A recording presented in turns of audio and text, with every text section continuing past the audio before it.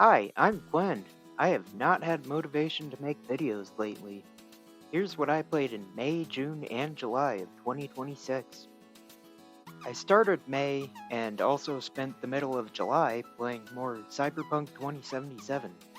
I do really like what I've played, but it just feels incredibly overwhelming in a way that kind of pushes me away after like a week of consistently playing it. So much about this game is really cool though. The character writing and voice acting is all incredible. I'm fully invested in these characters. The big set pieces are all crazy.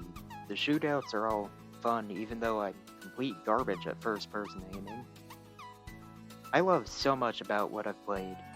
This game can just be a lot sometimes. I'm like maybe halfway through the game at this point, though I'm also playing through Phantom Liberty in the middle of my playthrough, so that'll take me a bit longer. Phantom Liberty seems like worthy DLC from what I've played.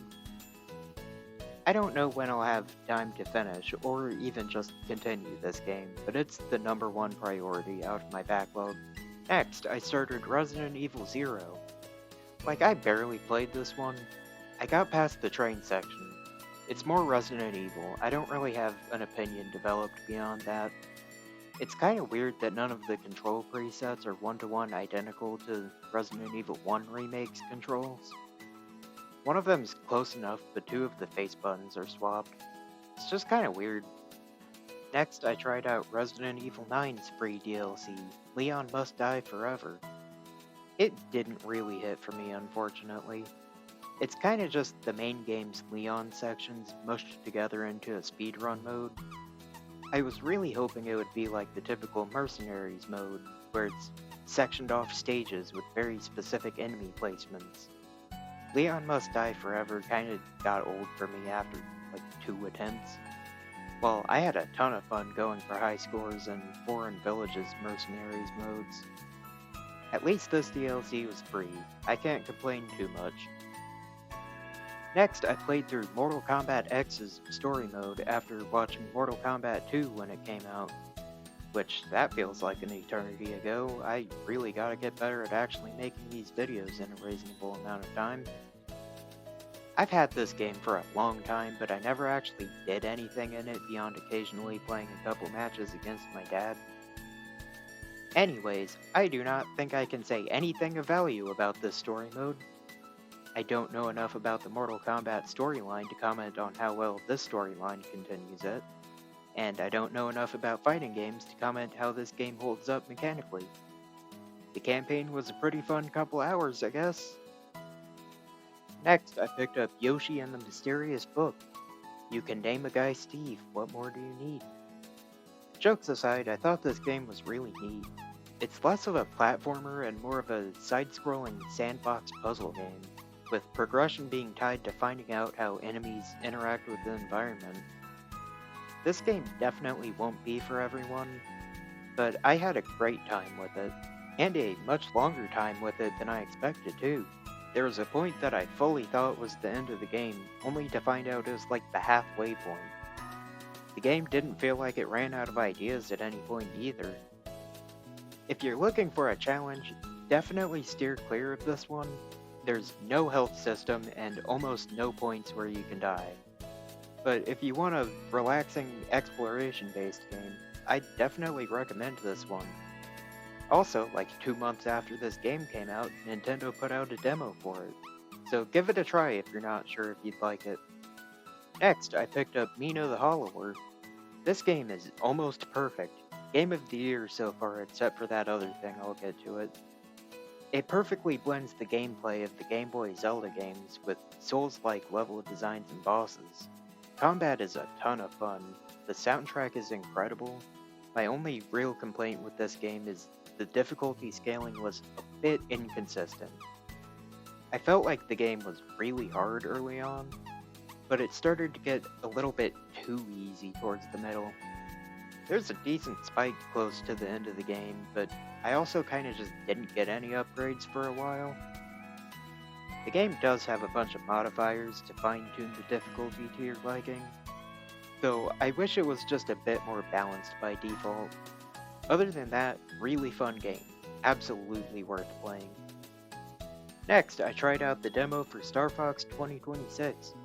Hey look, a Switch 2 Star Fox with improved aiming. Exactly what I asked for when I tried out Star Fox 64 back in April. Why is this game just Star Fox 64 again?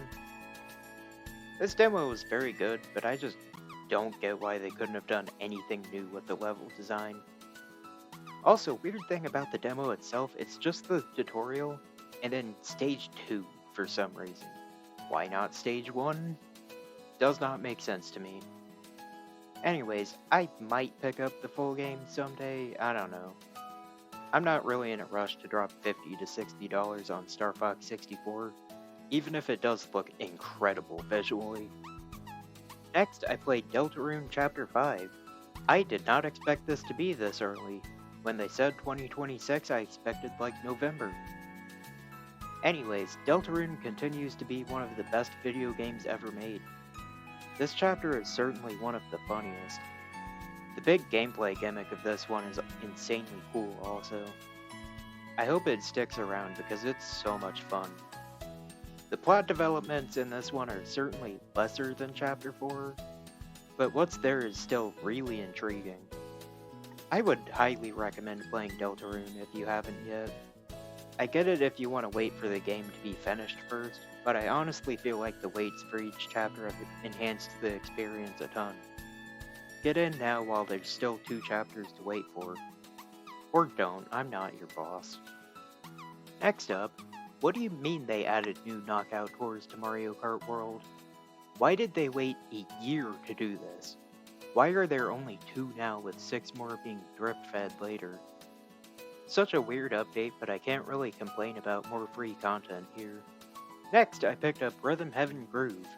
Rhythm Heaven is one of my favorite franchises, and the wait for this one was an extremely long 10 years. 11 years in Japan. Thankfully, we finally have a new one, and thankfully it's just as great as the rest of the series. The minigames are all a ton of fun, the soundtrack is incredible as always. I think there were a lot more vocal tracks this time.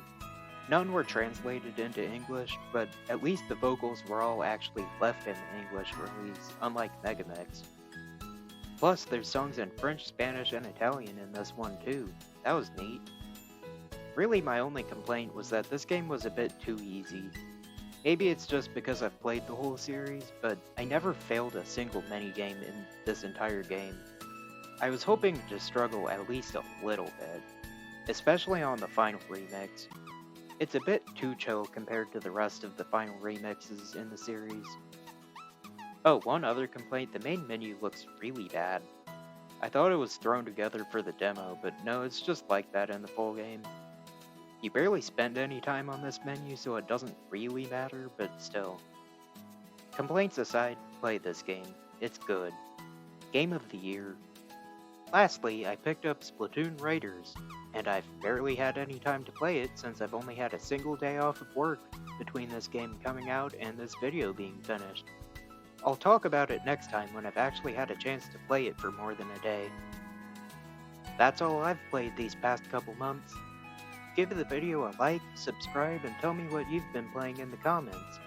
See you next time, where I might play a video game.